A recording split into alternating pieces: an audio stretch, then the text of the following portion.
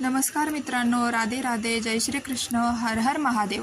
आपल्या सर्वांचे नैसर्गिक उपचार मराठी या चॅनलवर मनपूर्वक स्वागत आहे. या चॅनलवर आपण वाढत्या वयातही निरोगी, सक्षम आणि आनंदी आयुष्य कसं जगायचं, शरीराची ताकद कशी टिकवून ठेवायची आणि नैसर्गिक उपायांच्या मदतीने अनेक समस्या कशा कमी करता येतात याबद्दल सविस्तर माहिती जाणून घेणार आहोत.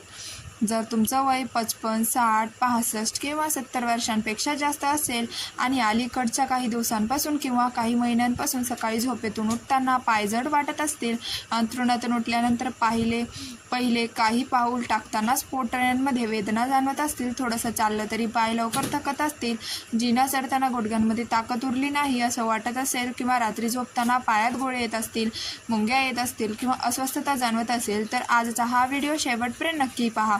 कारण आज मी तुम्हाला अशी एक महत्त्वाची माहिती सांगणार आहे जी पुढील काही महिन्यात तुमच्या चालण्याच्या क्षमतेत, पायांच्या ताकदीत आणि दैनंदिन जीवनाच्या गुणवत्तेमध्ये मोठा सकारात्मक बदल घडवून आणू शकते. आज महाराष्ट्रासह संपूर्ण भारतात लाखो ज्येष्ठ नागरिक अशा समस्यांशी दररोज संघर्ष करत आहेत, पण त्यांच्याकडून एकच मोठी चूक वारंवार घडते. ते स्वतःला समजावून सांगतात की आता वय झालं आहे, आता असंच राहणार, आता शरीर पूर्वीसारखं कसं चालणार. पण खरंच प्रत्येक वेळी वाढतं वयच या समस्यांना जबाबदार असतं का? याचं उत्तर आहे नाही. अनेक वेळा समस्या वयांमुळे नसते तर आपल्या रोजच्या अशा छोट्या सवयींमुळे असते, ज्या आपण वर्षानुवर्ष करत असतो, पण त्या आपल्या शरीरांवर किती गंभीर परिणाम करत आहेत याकडे आपण कधीच लक्ष देत नाही. आणि त्या सगळ्या सवयींपैकी सर्वात महत्त्वाची सवय म्हणजे सकाळी उठल्यानंतर आपण सर्वप्रथम काय खातो. कारण सकाळचा पहिला आहारांचा आपल्या शरीराला दिवसभरासाठी ऊर्जा, पोषण आणि ताकद देण्याचं काम करतो. जर सकाळी चुकीचा आहार घेतला तर त्याचा परिणाम हळूहळू स्नायूवर, हाडांवर, नसावर आणि रक्तभिसरणावर होऊ लागतो. पण योग्य पदार्थ योग्य पद्धतीने खाल्ले तर वाढत्या वयातही शरीरात चांगली ताकद आणि चपळपणा टिकवून ठेवणं शक्य होऊ शकतं. लक्षात ठेवा, आपल्या शरीराची सर्वात मजबूत पाया म्हणजे आपले पाय. मंदिरात जायचे असेल, बाजारात फेरफटका मारायचा असेल, शेतात किंवा अंगणात फिरायचं असेल, नातवंडासोबत खेळायचं असेल, एखाद्या लग्न समारंभाला किंवा कुटुंब कार्यक्रमाला जायचं असेल, मित्र नातेवाईकांना भेटायचं असेल किंवा स्वतःची दररोजची काम स्वतः करायची असेल तर प्रत्येक ठिकाणी मजबूत आणि निरोगी पायाची गरज असते. कारण पायांनी साथ सोडली की माणसाचं संपूर्ण आयुष्य हळूहळू घरापुरतं मर्यादित होतं. आणि अनेक वेळा परिस्थिती अशी येते की अंथरुणातून उठून सुद्धा कठीण होऊन बसतं. याच कारणामुळे प्रत्येक ज्येष्ठ व्यक्तींच्या मनात एक भीती कायम असते की उद्या मला माझ्या मुलीवर किंवा कुटुंबावर ओझं बनावू लागू नये. ही भीती कोणालाही वाटू शकते, पण योग्य वेळी योग्य काळजी घेतली तर अनेक समस्या टाळणं शक्य आहे. म्हणूनच आजच्या या व्हिडिओमध्ये मी तुम्हाला सकाळी खाण्यासाठी अशा 7 महत्त्वाच्या पदार्थांबद्दल सांगणार आहे, जे तुमच्या पायांच्या स्नायूंना बळकटी देण्यास, हाड मजबूत ठेवण्यास, नसांच्या कार्य सुरळीत ठेवण्यास आणि पायांमधील रक्तभिसरण सुधारण्यास मदत करू शकतात. विशेष म्हणजे या 7 पदार्थांपैकी क्रमांक 1 वरील पदार्थ इतका प्रभावी मानला जातो की अनेक अनुभवी तज्ज्ञांचा मत आहे, जर ज्येष्ठ व्यक्तींना तो योग्य पद्धतीने नियमित सकाळी खायला सुरुवात केली तर काही काळातच पायांमध्ये हलकेपणा, चालण्यास सुधारणा आणि नव्या ताकदीची जाणीव होऊ शकते. मात्र त्या सर्वात महत्त्वाच्या पदार्थांपर्यंत पोहोचण्यापूर्वी उरलेले 6 पदार्थ समजून घेण्याची तितकेच गरजेचं आहे.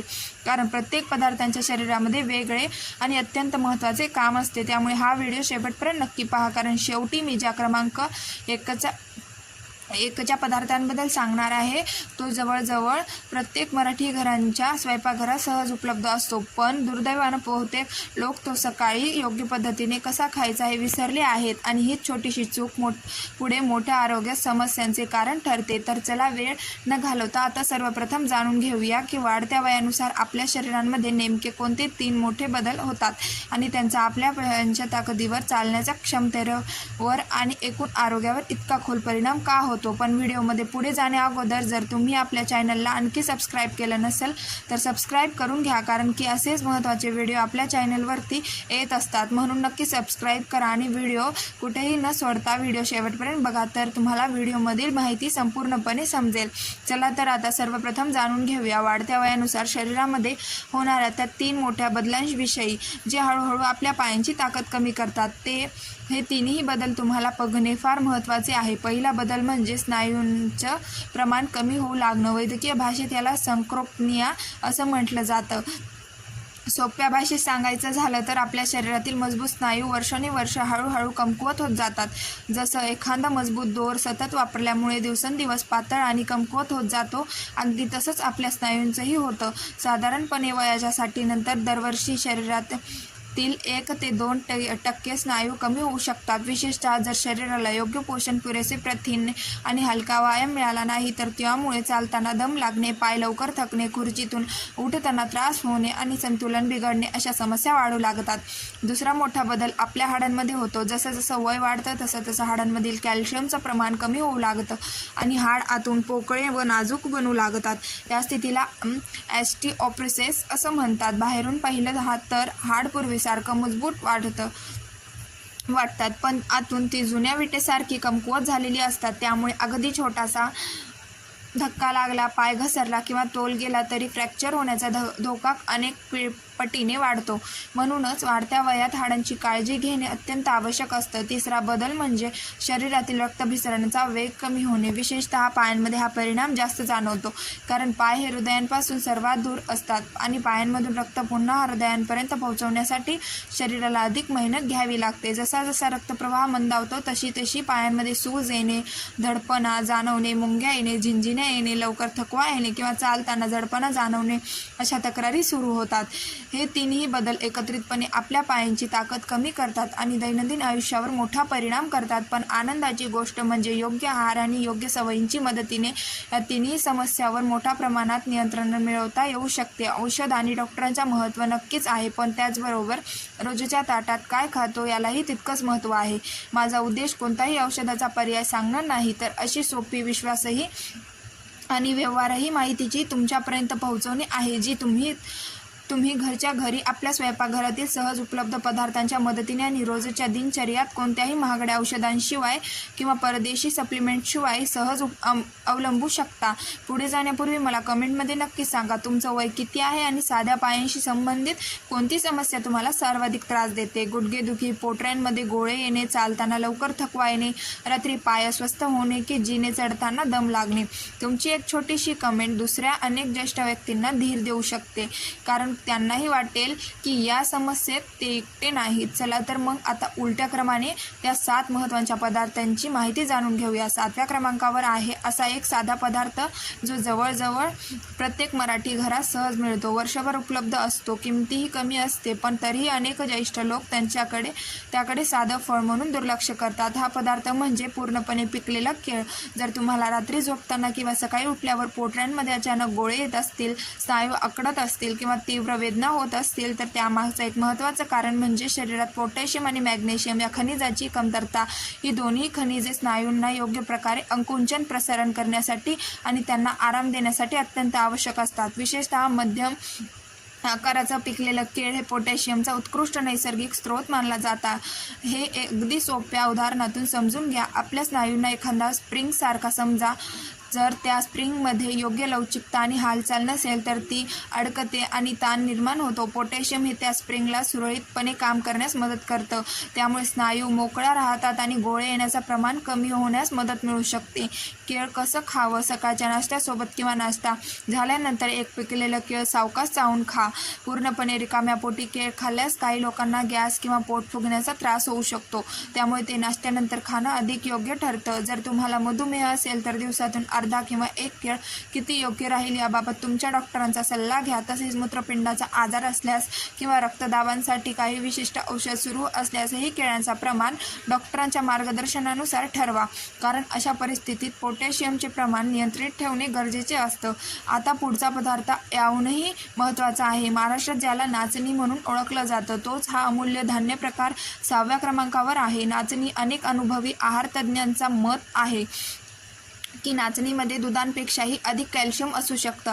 वाढत्या वयात पाय कमकुवत होण्यामागचं एक मोठं कारण म्हणजे हाड आतून पोकळं होणं आणि हाडांच्या मजबूतीसाठी कॅल्शियम हा सर्वात महत्त्वाचा घटक आहे. अनेकांना वाटतं की कॅल्शियम फक्त दुधातूनच मिळतं, पण वाढत्या वयात अनेकांना दूध पचत नाही, गॅस होते, पोट फुगते किंवा जुलाब होतात. अशा वेळी नाचणी हे अत्यंत चांगला पर्याय ठरू शकतो. यामध्ये कॅल्शियम सोबत लोह, फायबर आणि थोड्या प्रमाणात प्रथिनेही असतात जे संपूर्ण आरोग्यासाठी उपयुक्त असतात. आपल्या हाडांची तुलना जर विटांच्या भिंतीशी केली तर कॅल्शियम म्हणजे त्या विटांना एकत्र बांधून ठेवणारा मजबूत सिमेंट आहे.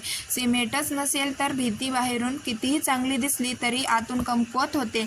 त्यामुळे नाचणीचा समावेश आहारात करणं फायदेशीर ठरू शकतं.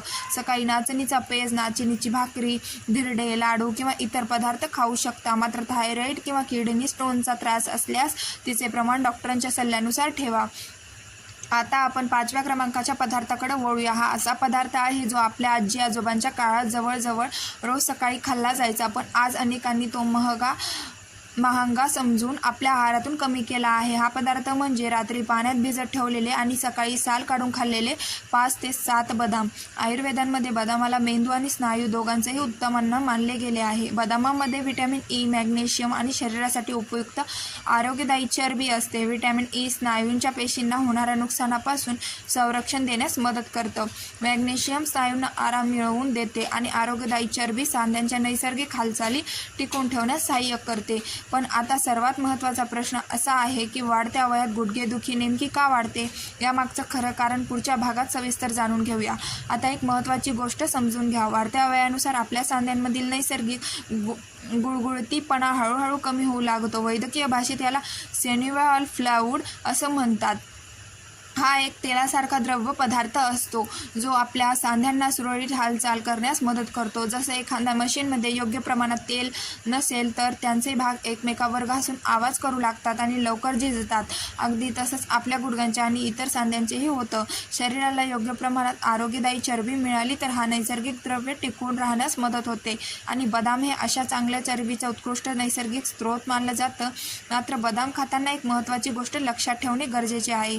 बदाम नेहमी रात्री पाण्यात भिजवून ठेवावेत आणि सकाळी त्याची साल काढून खावीत, कारण बदामाच्या तपकिरी सालींमध्ये टॅनिन नावाचं एक द्रव्य असतं जे काही ज्येष्ठ व्यक्तींमध्ये पचनक्रिया मंदावू शकतं. भिजवून साल काढल्यानंतर बदामातील पोषक घटक शरीरात अधिक चांगल्या प्रकारे शोषले जातात. त्यामुळे रात्री झोपण्यापूर्वी 5 ते 7 बदाम एका वाटीत पाण्यात भिजत ठेवा. सकाळी उठल्यानंतर पाणी काढून त्याची साल काढा आणि रिकाम्या पोटी किंवा नाश्त्यासोबत सावकाश चावून खा. प्रत्येक बदाम किमान 25 ते 30 वेळा चावून खाल्ल्यास त्यातील पोषण मूल्याच्या शरीराला अधिक फायदा होतो. जर तुम्हाला पित्ताशयाचा त्रास असेल किंवा कोलेस्ट्रॉलसाठी औषध सुरू असतील तर बदामाचा प्रमाण डॉक्टरांच्या सल्ल्यानुसार ठरवा. तसेच वजन वाढण्याची शक्यता टाळण्यासाठीही दिवसाला 7 पेक्षा जास्त बदाम खाणं टाळा. आता पुढील पदार्थ विशेषतः त्या लोकांसाठी आहे जे पूर्णपणे शाकाहारी आहेत, मांस किंवा मासे खात नाहीत पण तरीही शरीराला उत्तम दर्जाचा नैसर्गिक प्रथिने मिळावं अशी इच्छा ठेवतात. आपल्या यादीतील 4थ्या क्रमांकावर आहे अंकुरित मूग. वय वाढत गेल्यावर शरीराला सर्वाधिक गरज असते ती प्रथिन्याची, कारण आपल्या स्नायूंची निर्मिती आणि दुरुस्ती प्रथिनेमुळेच होते. जर आहारातून पुरेसे प्रथिने मिळाले नाही तर कितीही व्यायाम केला तरी स्नायूंमध्ये ताकद निर्माण होत नाही. त्यात भर म्हणजे वाढत्या वयानुसार शरीराची प्रथिने शोषून घेण्याची क्षमता देखील कमी होते. अशा परिस्थितीत अंकुरित मूग हा अत्यंत उपयुक्त पर्याय ठरू शकतो. मूग भिजवून अंकुरित केल्यावर त्याची पचन क्षमता वाढते. त्यातील प्रथिने शरीराला सहज उपलब्ध होतात आणि त्याचबरोबर व्हिटॅमिन सी, फायबर आणि अनेक महत्त्वाची खनिजेही वाढतात. हे अगदी असं आहे की जणू एखाद्या तिजोरीत मौल्यवान खजिना बंद आहे पण त्याची चावी तुमच्याकडे नाही. मूग अंकुरित करणं म्हणजे त्या तिजोरीची चावी मिळवणे. त्यामुळे आत दडलेले संपूर्ण पोषण तुमच्या शरीराला सहज मिळू लागतं. यासाठी रात्री 1 मूठ हिरवे किंवा पिवळे मूग पाण्यात भिजवा. सकाळी पाणी काढून ते ओल्या सुतीत कापड्यात बांधून ठेवा. दुसऱ्या दिवशी त्यांना छोटे अंकुर फुटतील. हे अंकुरित मूग कच्चे किंवा हलके वाफवून त्यावर लिंबाचा रस आणि चिमूटभर मीठ घालून खा. जर कच्चे अंकुरित मूग पचत नसतील तर ते थोडे वाफवून खा. तसेच गॅसचा त्रास असल्यास सुरुवातीला अर्धी वाटी इतक्याच प्रमाणात सुरू करा आणि नंतर हळूहळू वाढवा. आता आपण पुढील 3 सर्वात महत्त्वाच्या पदार्थांकडे वळणार आहोत. 3ऱ्या क्रमांकावर आहे सकाळी 2 भिजवलेले खजूर आणि त्यासोबत 1 कप कोमट दूध. अनेक ज्येष्ठ व्यक्तींमध्ये पाय कमकुवत होण्यामागचं एक मोठं कारण म्हणजे रक्तातील लोहांची कमतरता म्हणजेच ॲनिमिया. जेव्हा हिमोग्लोबिन कमी होतं तेव्हा शरीराच्या प्रत्येक भागापर्यंत विशेषतः पायांपर्यंत ऑक्सिजन पुरेशा प्रमाणात पोहोचत नाही. परिणामी स्नायू कमकुवत होतात, लवकर थकवा येतो आणि जिना चढताना दम लागतो. खजूर हा लोहाचा उत्तम नैसर्गिक स्रोत आहे. त्यामध्ये नैसर्गिक गोडवा, फायबर, पोटॅशियम, मॅग्नेशियम आणि अनेक जीवनसत्व असतात. जेव्हा खजूर कोमट दुधासोबत घेतले जातात तेव्हा दुधातील कॅल्शियम आणि खजुरातील लोह एकत्रितपणे हाड आणि रक्त या दोन्हीसाठी फायदेशीर ठरतात. आपल्या रक्तातील लाल पेशी म्हणजे शरीराच्या प्रत्येक भागापर्यंत ऑक्सिजन पोहोचवणारे छोटे दूत आहेत. जर त्यांची संख्या कमी झाली तर शरीराच्या सर्वात दूरच्या भागापर्यंत म्हणजेच पायांपर्यंत ऑक्सिजन वेळेवर पोहोचत नाही. म्हणूनच लोहाचं महत्त्व खूप मोठा आहे. रात्री 2 खजूर पाण्यात भिजवून ठेवा. सकाळी बिया काढून ते रिकाम्या पोटी किंवा कोमट दुधासोबत खा. दूध फक्त कोमट असावं, खूप गरम नसावं. मधुमेह असल्यास किंवा दूध पचत नसेल तर डॉक्टरांचा सल्ला घेऊनच प्रमाण ठरवा. आता येतो दुसऱ्या क्रमांकावरील पदार्थ. महाराष्ट्रातही अनेक ठिकाणी लोकप्रिय असलेले आणि भाजलेल्या हरभऱ्यांचे पिठापासून तयार होणारा सत्तू हे एक उत्कृष्ट पारंपरिक अन्न आहे. जर एखाद्या व्यक्तीने विचारलं की प्रथिने, ऊर्जा, फायबर आणि खनिजे एकाच पदार्थातून मिळवायची असतील तर कोणता पदार्थ निवडाल, तर सत्तू हा नक्कीच सर्वोत्तम पर्यायापैकी एक आहे. यामध्ये भरपूर प्रथिने, लोह, मॅग्नेशियम, मॅग्नीज आणि फायबर असतं. सर्वात महत्त्वाचं म्हणजे ते पचायला हलकं असतं आणि शरीरातील सातत्याने ऊर्जा पुरवावेत. ज्येष्ठ व्यक्तींसाठी सत्तू म्हणजे जणू रोज स्नायूंमध्ये ताकद जमा करण्याचा नैसर्गिक मार्ग आहे. जसं बँकेच्या खात्यात रोज थोडी थोडी बचत जमा केली तर भविष्यात ते खाते रिकामे होत नाही, अगदी तसंच रोज योग्य प्रमाणात सत्तू घेतल्यास स्नायूंना सतत पोषण मिळत राहतं. सकाळी नाश्त्याचा थोडा वेळ आधी 1 ग्लासात पाणी, 2 मोठे चमचे सत्तू, चिमूटभर काळं मीठ, भाजलेल्या जिचऱ्यांची पूड, अर्धा लिंबाचा रस आणि आवडत असल्यास बारीक चिरलेली कोथिंबीर मिसळून सावकाश प्या. हिवाळ्यात गूळ किंवा मध घालून आणि दुधासोबत गोड सत्तूही घेऊ शकता. गॅसचा त्रास असल्यास सुरुवातीला कमी प्रमाणात सुरू करा आणि मूत्रपिंडाचा आजार असल्यास प्रथिनेचं प्रमाण डॉक्टरांच्या सल्ल्यानुसार ठरवा. आणि आता आपण पोहोचलो आहोत त्या सर्वात महत्त्वाच्या पदार्थांकडे, ज्यांचा उल्लेख मी या संपूर्ण व्हिडिओमध्ये वारंवार करत होतो. पुढे सांगणार असलेली माहिती आजच्या संपूर्ण व्हिडिओमधील सर्वात महत्त्वाची माहिती आहे. आता आपण पोहोचलो आहोत आजच्या व्हिडिओमधील सर्वात महत्त्वाच्या, सर्वात प्रभावी आणि प्रत्येकाच्या घरात सहज उपलब्ध असलेल्या त्या पदार्थाकडं, ज्याची मी सुरुवातीपासून वारंवार उल्लेख करत होतो.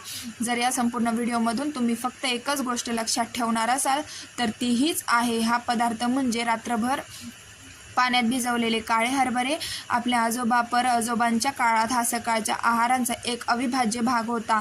गावातील शेतकरी दिवसांची सुरुवात यांच्यापासूनच करत असतं. आखाड्यातील पैलवान ताकद आणि सहनशक्तीसाठी यांच्यावर विश्वास ठेवत असतं आणि अनेक असे ज्येष्ठ भारतीय ज्यांनी 80, 90 किंवा 100 वर्षांपर्यंत स्वतःच्या पायांवर उभं राहून स्वतःची कामे केली. त्यांच्या सकाळच्या नाश्त्यात एक मूठ भिजवलेले काळे हरभरे हमखास असायचे. आता प्रश्न पडतो की या साध्या दिसणाऱ्या हरभऱ्यांमध्ये असे विशेष काय आहे? चला ते समजून घेऊया. साधारणपणे एक मूठ म्हणजे 25 ते 30 भिजवलेले काळे हरभरे, पण या एका मुठीत शरीराला आवश्यक असलेले अनेक महत्त्वाचे पोषक घटक दडलेले असतात. यामध्ये असलेली प्रथिने स्नायूंची दुरुस्ती करून त्यांना बळकट करण्यास मदत करतात. लोह म्हणजेच आर्यन रक्तातील हिमोग्लोबिन वाढवण्यास सहाय्य करतं. मॅग्नेशियम स्नायूंना गोळे येण्याचं प्रमाण कमी करून त्यांना आराम देण्यास मदत करतं. पोटॅशियम पोटऱ्यामध्ये होणारा आकडी आणि क्रॅम्प्स कमी करण्यासाठी उपयुक्त ठरतं. फॉस्फरस आणि कॅल्शियम हाडांच्या मजबूतीसाठी आवश्यक असतात. फायबर पचन क्रिया सुरळीत ठेवण्यास आणि रक्तातील साखरेचं प्रमाण हळूहळू नियंत्रणात ठेवण्यास मदत करतं. याशिवाय बी कॉम्प्लेक्स जीवनसत्व नसांचं आरोग्य सुधारण्यास आणि मज्जासंस्थेला बळकट करण्यासाठी महत्त्वाची भूमिका बजावतात. म्हणजेच आपल्या पायांना ज्या ज्या गोष्टींची गरज असते, स्नायू, हाड, रक्त, नसा, ऊर्जा आणि पचन, त्या सर्वांसाठी काही ना काही महत्त्वाचे पोषण या एका मूठभर भिजवलेल्या काळ्या हरभऱ्यांमध्ये मिळते. हे अगदी सोप्या उदाहरणातून समजून घ्या. समजा तुमच्या पायांना दररोज दुरुस्ती आणि देखभालीसाठी एका संपूर्ण टुली किटची गरज आहे, तर भिजवलेले काळे हरभरे म्हणजेच ते संपूर्ण टुली किट आहे. केळ, बदाम, नाचणी, खजूर किंवा सत्तू हे सर्व पदार्थ त्यांच्या जागी अतिशय उपयुक्त आहे. पण काळ्या हरभऱ्यांमध्ये शरीराला आवश्यक असलेले अनेक महत्त्वाचे पोषक घटक एकाच वेळी मिळतात. आणखी एक मोठा फायदा म्हणजे काळ्या हरभऱ्यांचे ग्लायमेक्स सी इंडेक्स कमी असतो. यांचा अर्थ ते रक्तातील साखर अचानक वाढवत नाहीत. त्यामुळे मधुमेह असलेल्या व्यक्तीही डॉक्टरांच्या सल्ल्यानुसार त्यांच्या आहारात समावेश करू शकतात. आता प्रश्न आहे, हे खायचे कसे? रात्री झोपण्यापूर्वी साधारण एक मूठ म्हणजे 25 ते 30 काळे हरभरे एका छोट्या वाटीत घ्या आणि त्यामध्ये भरपूर पाणी घालून रात्रभर भिजत ठेवा. सकाळी उठून दात घासल्यानंतर ते पाणी वेगळं काढा आणि हरभरे रिकाम्या पोटी सावकाश चावून खा. शक्य असल्यास प्रत्येक हरभरा किमान 30 वेळा चावून खा, कारण जितकं जास्त जास्त चावाल तितकं त्याला पोषण शरीराला अधिक चांगल्या प्रकारे मिळेल. आवडत असल्यास त्यासोबतच गुळाचा छोटासा तुकडाही खाऊ शकता. जर कच्चे भिजवलेले हरभरे खायला जड जात असतील तर त्यांना हलकेसे वाफवून घ्या किंवा भिजवल्यानंतर अंकुर फुटू द्या. हे दोन्ही पर्याय तितकेच चांगले आणि पौष्टिक आहेत, मात्र काही आवश्यक काळजी घेणेही तितकेच महत्त्वाचे आहे. जर तुम्हाला गॅस, पोट फुगणे किंवा जुनाट बद्धकोष्ठतेचा त्रास असेल तर सुरुवातीलाच पूर्ण मुठभर हरभरे चावून मुठभर हरभरे खाऊ नका. सुरुवात फक्त 8 ते 10 हरभऱ्यांपासून करा आणि एका आठवड्यात हळूहळू प्रमाण वाढवा. जर तुम्हाला मूत्रपिंडाचा जुना आजार असेल तर प्रथिनाचे योग्य प्रमाण डॉक्टरांच्या सल्ल्यानुसारच ठरवा. तसेच जर तुम्ही मधुमेह, उच्च रक्तदाब किंवा इतर कोणत्याही आजारांसाठी नियमित औषध घेत असाल तर हा नवीन आहार सुरू करण्यापूर्वी डॉक्टरांना त्यांची माहिती द्या. ज्यांना युरिक ॲसिडचा त्रास जास्त आहे त्यांनीही वैद्यकीय सल्ला घेऊनच हा पदार्थ नियमित सुरू करावा.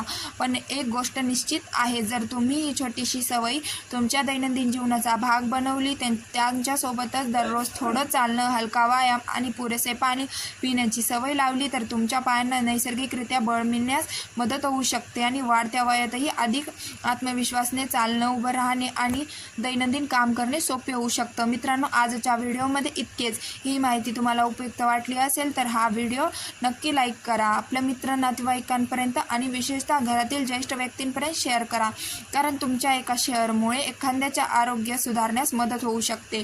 आणि अशाच आरोग्यविषयक विश्वासार्ह, सोप्या आणि उपयुक्त माहितींसाठी आपल्या नैसर्गिक उपचार मराठी या चॅनलला नक्की सबस्क्राईब करा. पुन्हा भेटूया एका नवीन आणि महत्त्वपूर्ण व्हिडिओमध्ये. तोपर्यंत स्वतःची काळजी घ्या, निरोगी राहा, आनंदी राहा आणि आपल्या आरोग्याची जबाबदारी स्वतः घ्या. नमस्कार.